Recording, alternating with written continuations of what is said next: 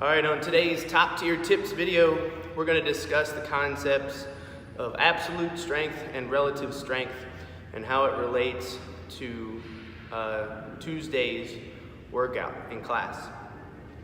Before I go down this road, let me preface this with these videos have been going on Instagram and on Facebook. When they're posted, it's a great opportunity for you guys to write questions in the comments section, and that'll allow me to have a dialogue to continue teaching. The other option would be for you guys to contact me directly with personal questions. For example, if you needed help with your own training or own programming, or just wanted more in-depth answers to something specific to you, just reach out to me directly. The easiest way to do that is use my cell phone. So 443-742-1224. Yep, and it's all over the internet. It's been all over the internet, so let the crazy phone calls begin. So, Tuesday's workout involves you doing some max effort testing on your upper body lifts, namely your strict press, your weighted pull-up, and your weighted dip. Now, for those of you that do not have a strict pull-up yet or a strict dip on parallel bars, your coach is going to give you alternatives. So during that time frame, you're not going to find your 1 rep max. Instead, you're going to be working on modifications that will build up your relative strength in such a way that somewhere down the road, say next month, you will actually be able to do strict pull-ups and strict dips, so that the weighted versions become a possibility for you. Okay, so I brought myself a nice little whiteboard. You may recognize it as the one where I drew pictures on last time. Turns out no one wanted to buy it, hang it up in their home office, so I ended up erasing that work of art.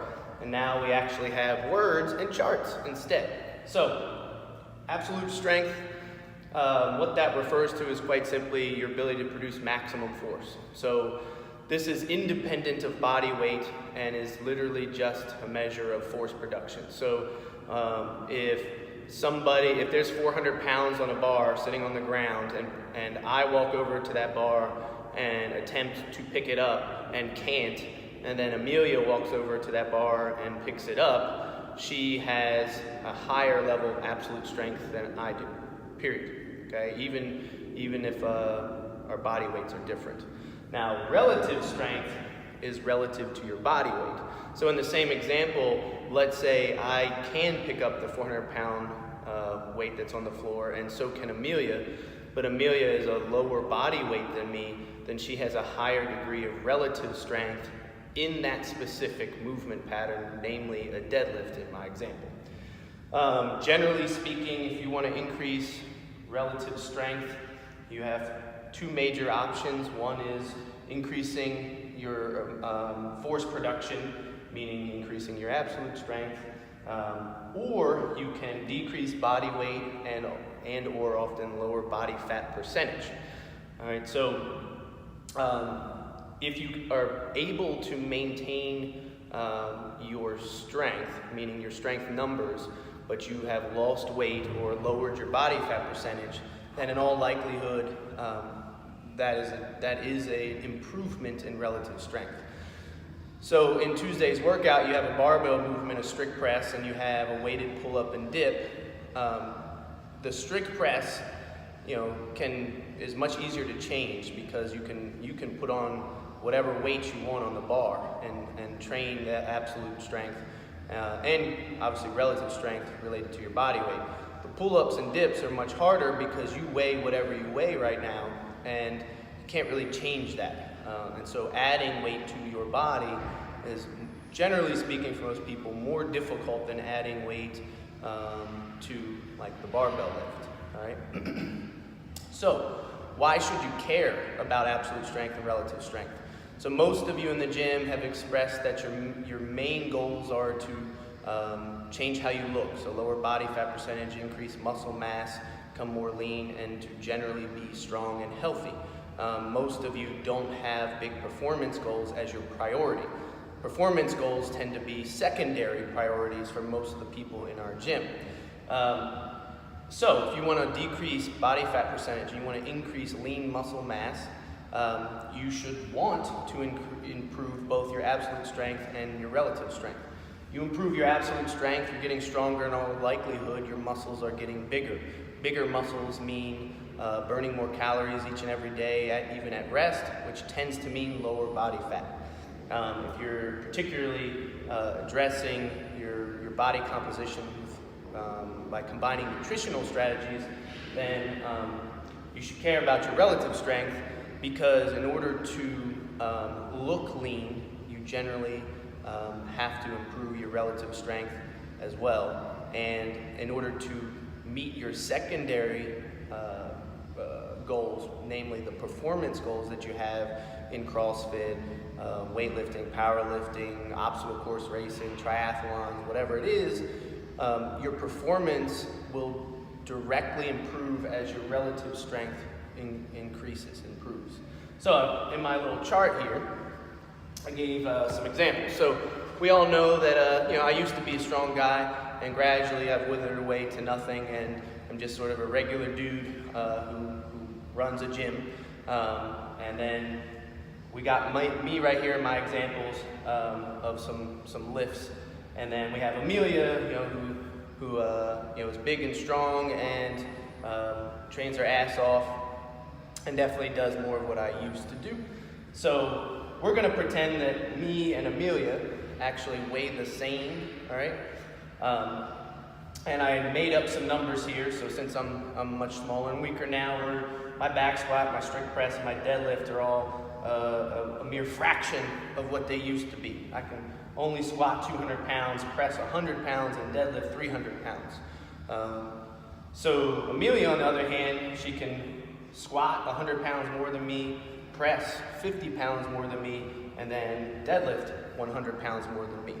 So if we put Jason and Amelia up against each other in Tuesday's workout, which is Helen, right? 3 rounds for time of a run, kettlebell swings, and pull-ups. If you look at these strength numbers, these relative strength numbers, remember in our scenario, we both weigh the same hypothetically, which means we're really looking at our absolute strength numbers, right? Because our body weight is not a factor in my imaginary example. Who would you predict would perform Helen faster? Most of the time, with numbers like this, comparing 2 people who weigh about the same, Amelia is going to win. She's going to beat me and perform better. She's going to perform Helen faster. And that's usually the case, even though there's a run. So a lot of times people think, well, there's a run in there. Maybe Amelia's bigger and stronger than Jason. Well, not bigger, she weighs the same, but maybe Amelia's stronger than Jason, but somehow the run will equal it out. Maybe Jason's faster at running. The odds are I'm not. Your ability to run a short distance, 400 meters, is largely related to your force production, meaning your relative strength. So since Amelia is clearly stronger in these charts here, she's likely going to be a little faster on the run, better at the kettlebell swing, because that's a lower percentage of her overall strength than it is with me. And then same thing with the pull-ups. She has higher relative strength. We weigh the same in my example, so she's going to bang out her 12 pull-ups a little faster than me, who doesn't have as high a relative strength. So, bottom line is to do better in Helen over time. You don't repeat Helen over and over and over again. You don't even necessarily have to run or do kettlebell swings or pull-ups, 3 times a week. What you have to do in general is increase your relative strength. And even if you didn't practice running, kettlebell swings, and pull-ups, your Helen time would decrease. It would improve. Now, the one caveat would be if your body weight were to, drastically increase, even if your strength numbers went up, you may not see an improvement in Helen time. All right. So again, relative strength is dependent on your body weight. So, to recap, you should care about absolute strength and relative strength because of your goals in the gym. You you want to be lean, have low body fat, be strong, be able to see your muscle, be able to run around with your kids, be injury-free, healthy, all of that is highly dependent on your absolute and relative strength improving. Your performance goals need the same thing. All right, you need to see improvement in relative and absolute strength. You will gain that improvement over months and years. All right, so you can never stop trying to improve your relative and absolute strength.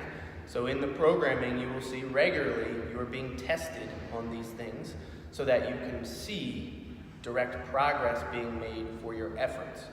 Care more about your strength numbers than you do about how quickly you perform a WOD. And that will get you closer to the goals that you all have shared with me over the last year and a half. Again, reach out to me, post on Facebook in the comments section or on Instagram in the comments section. Call my cell phone, text me. Again, 443-742-1224. I'll be happy to help.